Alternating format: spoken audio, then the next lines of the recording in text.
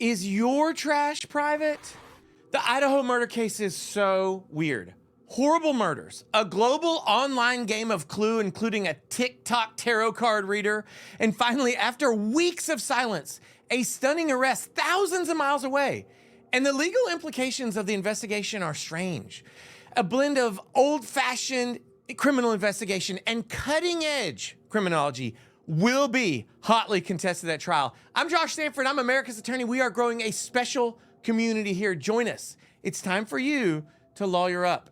In the early hours of the morning on November 13th, 4 college students were fatally stabbed in their home in Moscow, Idaho. 47 days later, Brian Kohberger was arrested in Pennsylvania.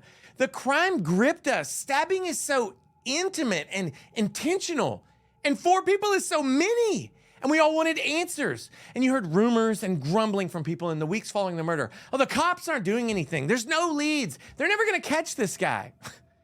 It's all nonsense. Because we have so much access to so much information all the time these days, we're so connected. We wrongly assumed that cops weren't making progress. But the best police work is almost always done in secret.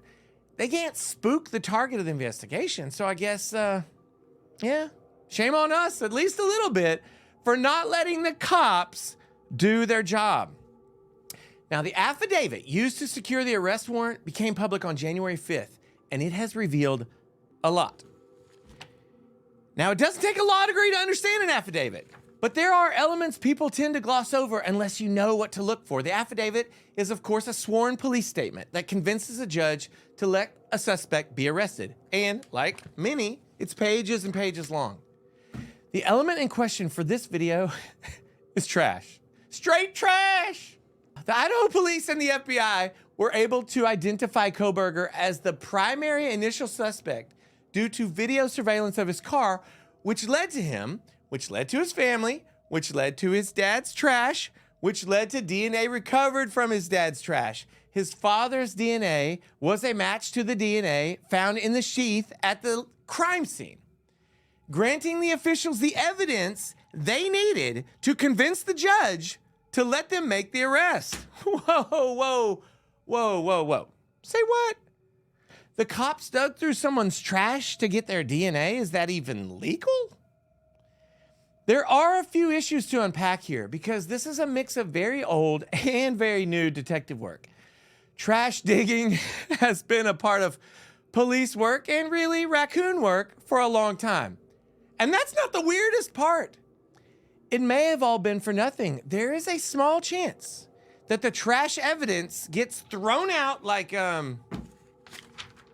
trash because of the trash privacy laws. That's right. Trash has rights.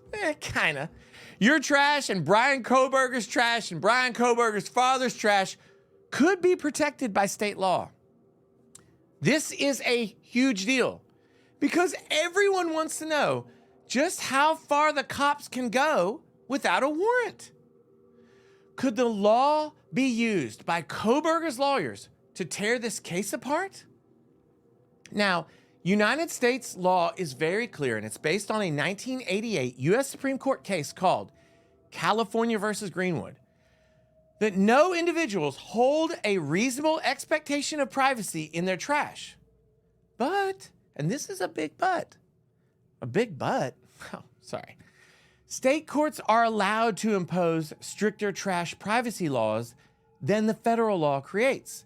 One such state that has done this is Oregon. Now, for you guys who don't know geography, Oregon borders Idaho. In Oregon, the police cannot search your trash without a warrant. Now, the U.S. Supreme Court sets the threshold for individual rights, and they do this usually by an interpretation of the Bill of Rights and later amendments. But states are free to provide individuals with more rights, more than the rights guaranteed by the United States government. One easy example that we're all familiar with is minimum wage. There's a federal law that sets minimum wage, but many states have laws that increase that minimum, and they can do that, but they can't decrease it. There's a good chance that Kohberger's lawyers are going to try to get Idaho to declare a new rule that doesn't allow the trash to be pilfered without a warrant. Bad news for my friend here who never has a warrant. And he brought his friends. Aye. And the rule that the acquisition of DNA was an unlawful search and seizure could come under attack. The prosecution will argue that there's no reasonable expectation of privacy in one's trash. That's the law of the land. Most people aren't criminals, and most people want the cops to find the criminals. And if they're silly enough to put evidence in their trash, then they deserve to be caught. Now, a wrinkle here is that while the trash that the cops searched was technically Kohberger's dad's trash, it was actually recovered from his neighbor's cans. They had Kohberger under surveillance, and they watched him hide his trash in his neighbor's cans at 4 a.m.? Guilty much? But this raises the question, could the police quickly get a warrant for the neighbor's trash? That's very impractical, maybe impossible. At least that's what the prosecution will argue. They'll say, look, he did this at 4 a.m. It's 6 a.m. The trash guy could come by. There aren't a lot of judges working at 5 a.m. So what's next for this case? Now, Kohberger has a right to a speedy trial that's guaranteed by the Sixth Amendment. What does that mean? It means he has 9 months, which is the end of September of this year, unless he asks, not the prosecution, for an extension to that trial date while he just sits there in jail.